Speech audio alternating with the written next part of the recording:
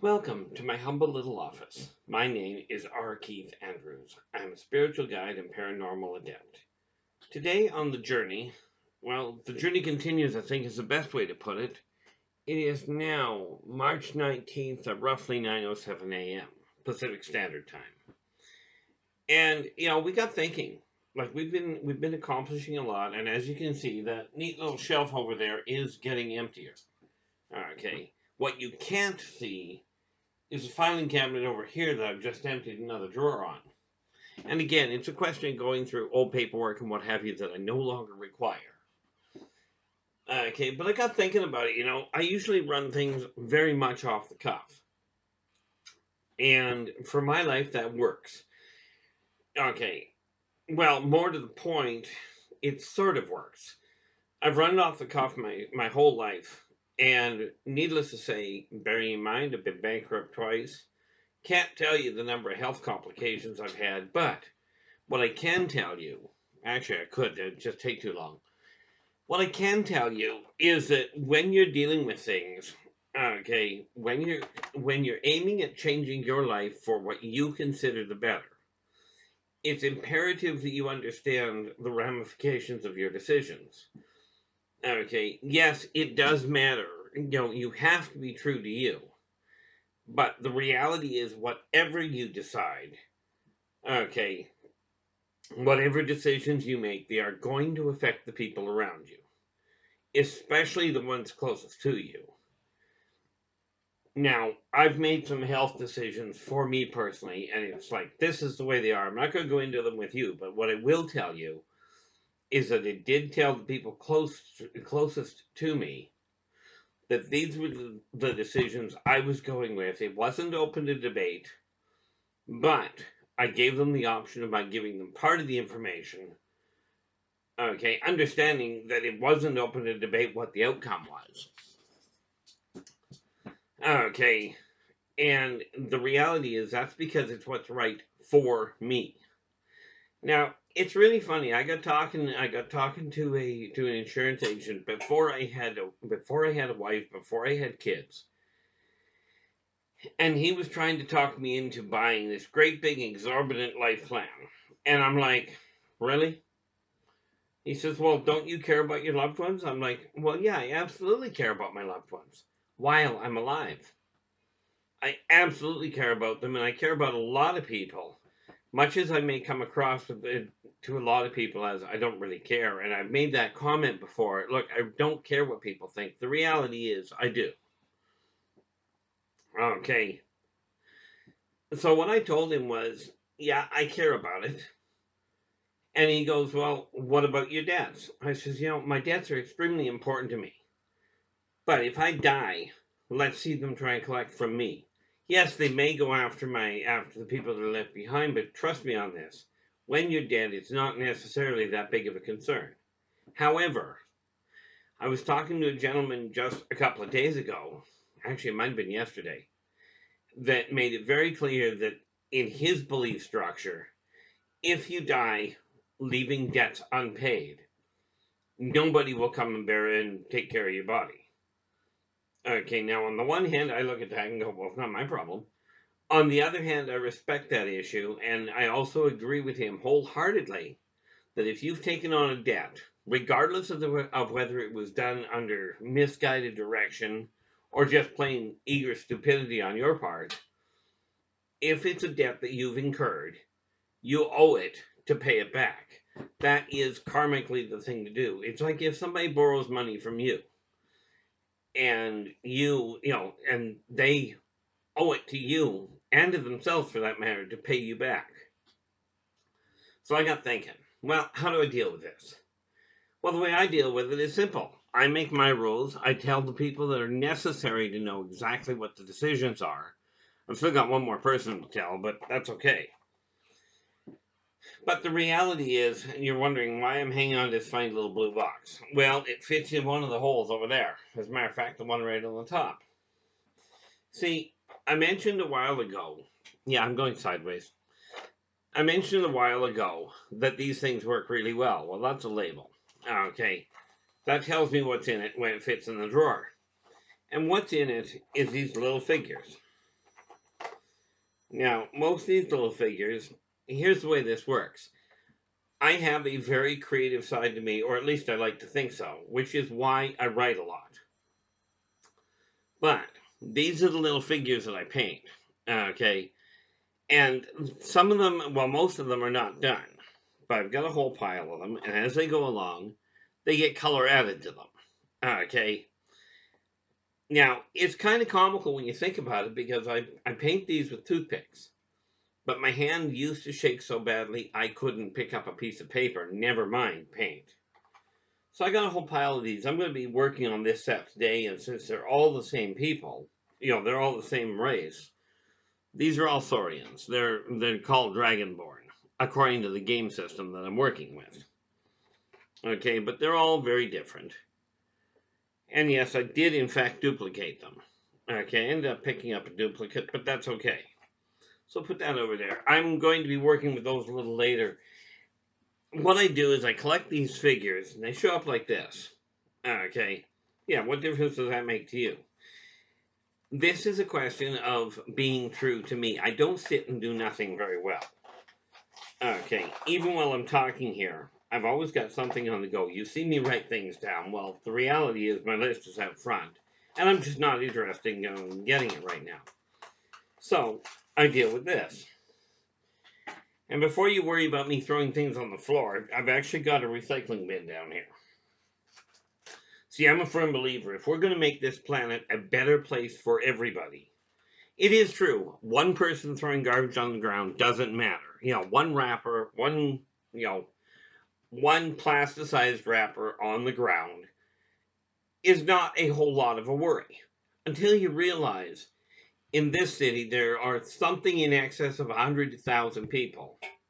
Now, if 100,000 people take a candy wrapper and throw it on the ground, we have one heck of a mess.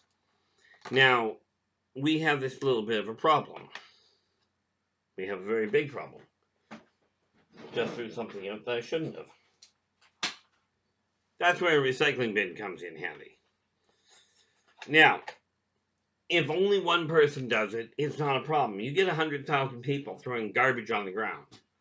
Okay. We're coming out of winter. And, myself, I don't smoke. I don't care if people do. The only time I recommend that people stop smoking is if you're suffering from asthma or some sort of breathing impediment. To me, it does not make sense to smoke. It may relax your nerves, but if you can't breathe, I can see that being a little stressful, personally. Okay. But we have to work together. It does not matter what your income bracket, what your age, doesn't matter what your lifestyle. Okay.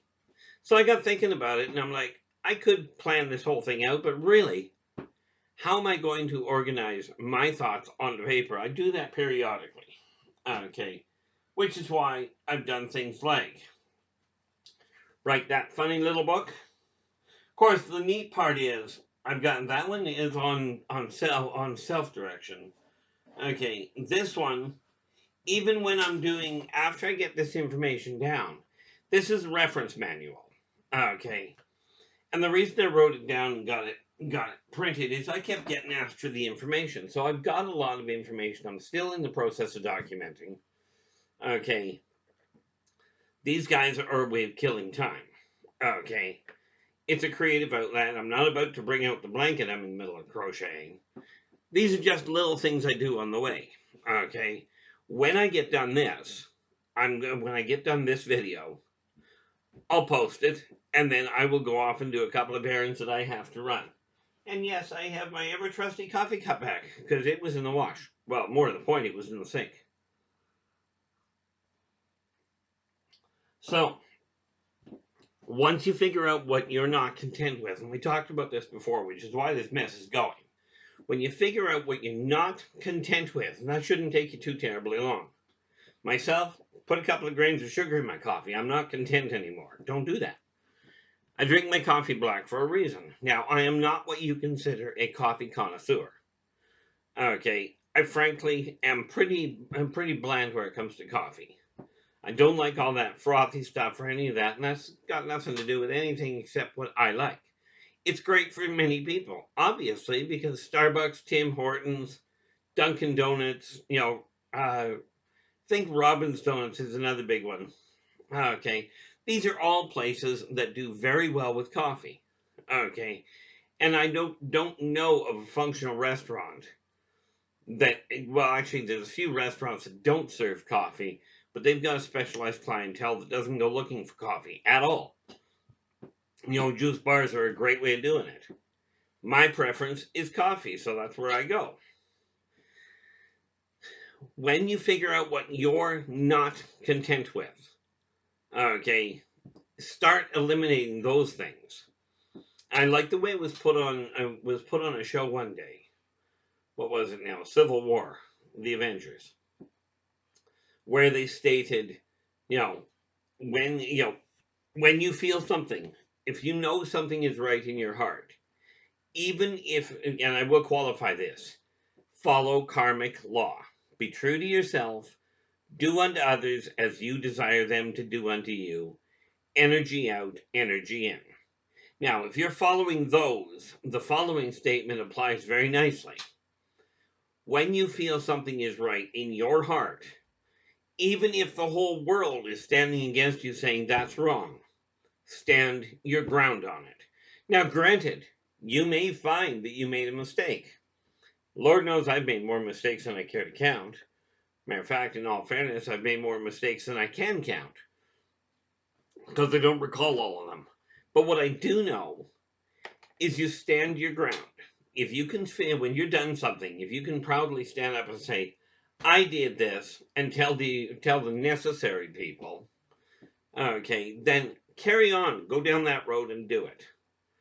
Okay, just understand you must follow the laws of the land in which you are.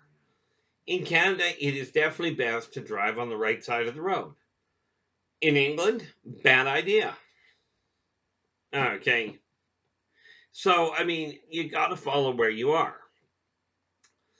But you keep things moving so that you sort out what you're looking for, what you desire, and you move forward from there. I just noticed something about this character. Now, this is something called a dragonborn, and I don't expect you to see it, but the thing I just noticed was a dragonborn has a lizard head. It's a reptilian, a bipedal reptilian, much like many of the aliens people worry about. But the thing I just noticed is that this mace that he's carrying has a dragon's head on it. Does add a different connotation to it, doesn't it? Mind you, I've seen staves wielded by humans with human skulls, so, it takes all kinds. It just goes to show that just because somebody is of a different race, or a different species for that matter, they aren't necessarily different. Not that different. Most people, and I'm referring to across the board, regardless of the walk of life you're from, ask yourself this. Which do you prefer? Do you prefer somebody smiling at you or somebody screaming at you?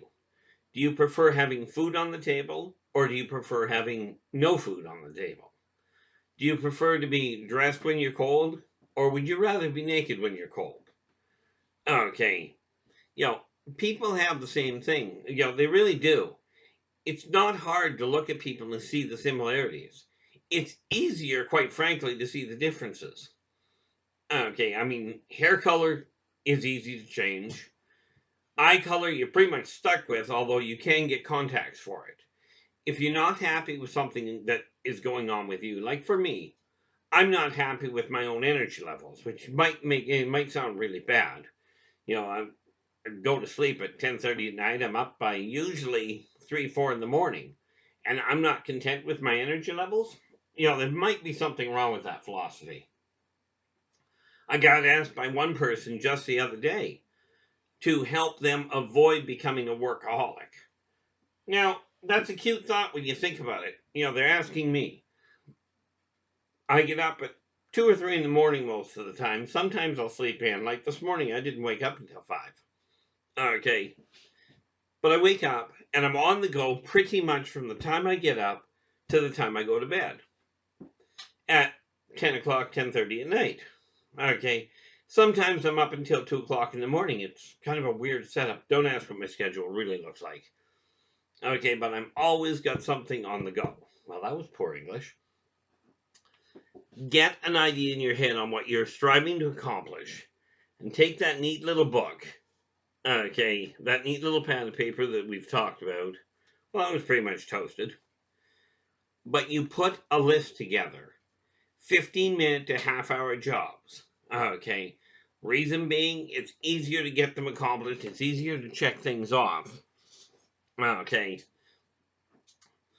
Yeah, I gotta look at that. I keep going, okay. They call it a space filler, I think. Something to sort of catch up your brain. Okay, which is a cute thought.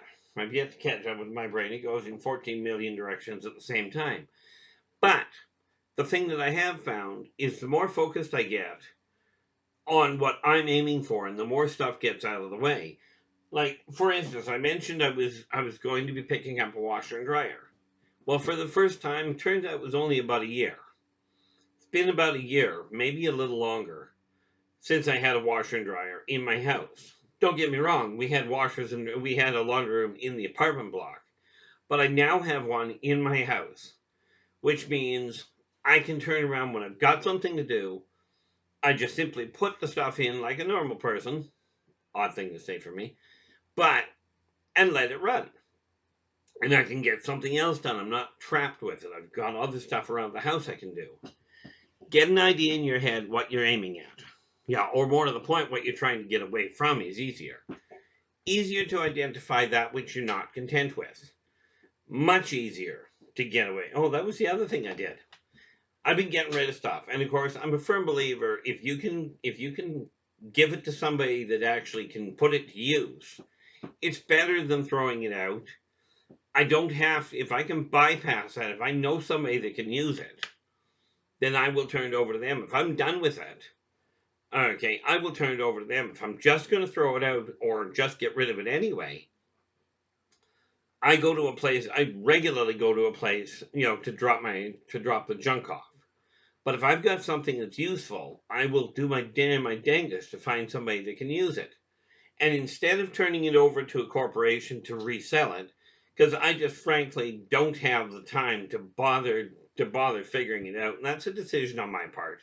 I could technically go online and sell what I don't want, but the reality is this: I don't desire to put that effort in. So I will talk to people, and in the last 2 or 3 days here, well, you think I had a recliner. Okay, I paid for it. It was bought and paid for. It was only about 2 years old, but I no longer had a purpose for it. Okay, no longer had a purpose at all.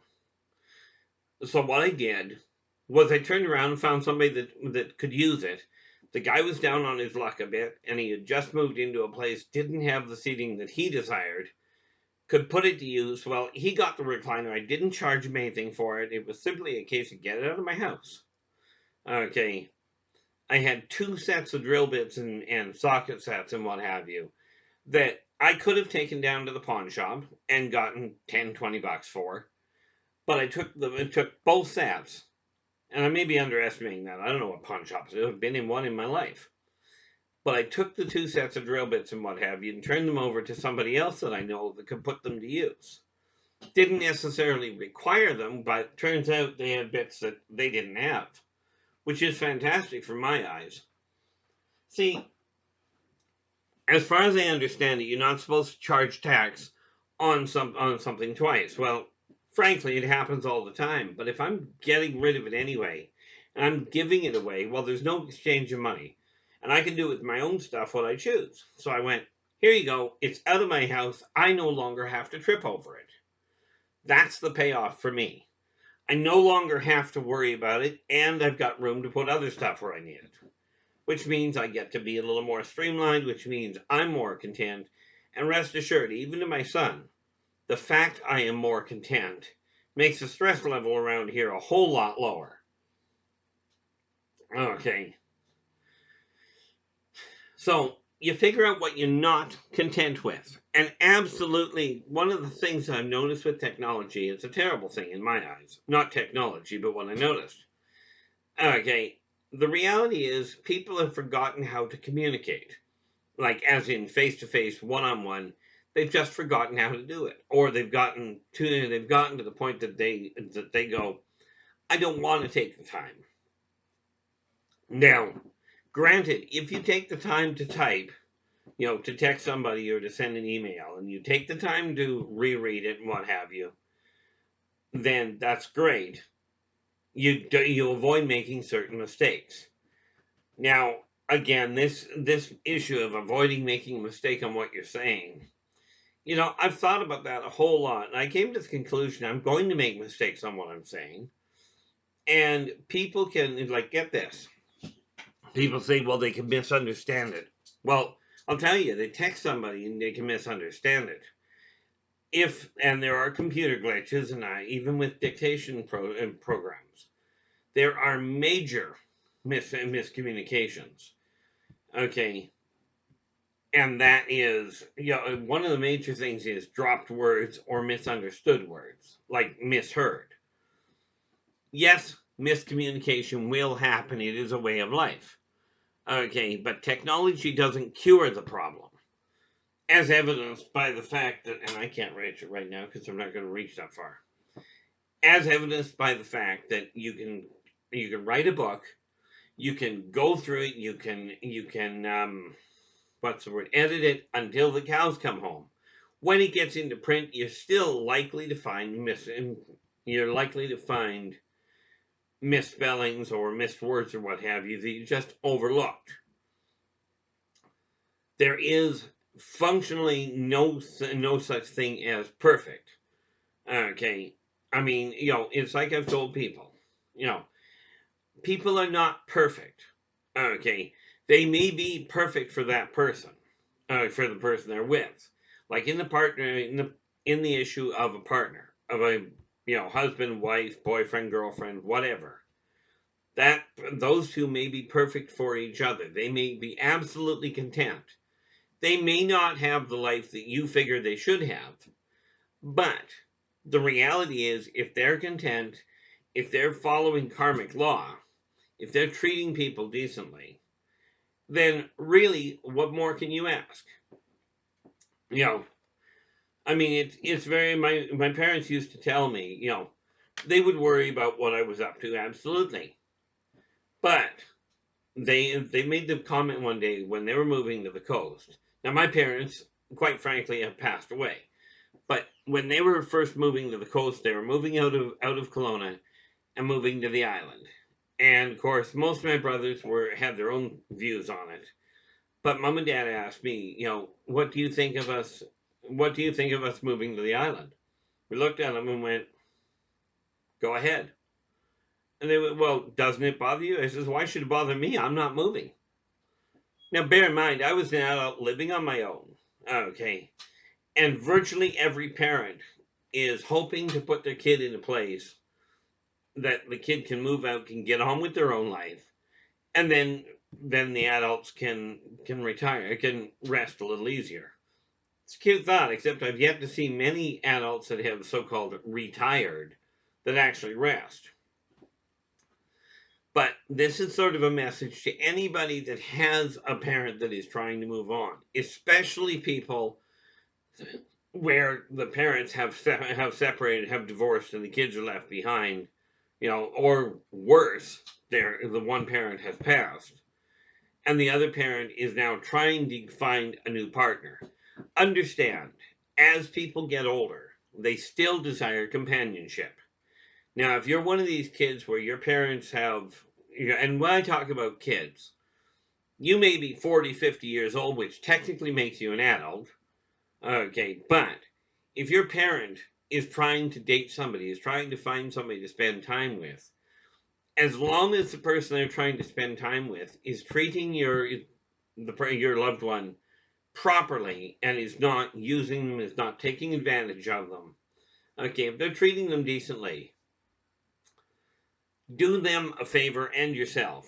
Do your best to accept the fact that they are moving on. It's not a question of forgetting the one behind you and behind them. It's not a question of forgetting the other parent or the other child or anything. It's a question of the past is over. We cannot do a thing to change that. We are here. We are moving to the future.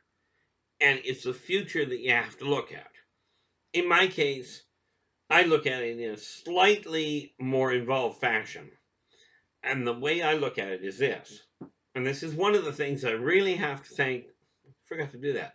That I really have to thank you, my listeners, for encouraging me to put these out more regularly. I forgot to mention that. That said, it would be great to see a thumbs up on the video. Okay, subscribe to my channel. Okay, in order to get the rest of the videos, because we'd love to have you in the fold. The reality is this: we are looking at working with everybody out there, and I do mean everybody out there.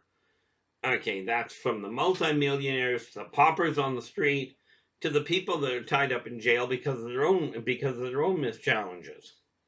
Okay, everybody has value. Everything has value. Every one of the trees, the rocks, the fish, the animals, they all have value. And it's my goal, especially when you think of the issue that I keep telling people I'm a spiritual guide. I treat everybody the same. I mean, I treat them differently as individuals go, but my outlook on them is the same. The idea is to reach out to the entire world and say, regardless of your outlook, regardless of who you're worshiping or what temple or church you go to, when I'm dealing with you, where you spend your Sundays or your Saturdays or whatever, does not matter to me. I mean, it does, but in the greater scheme of things, I'm looking at it this way.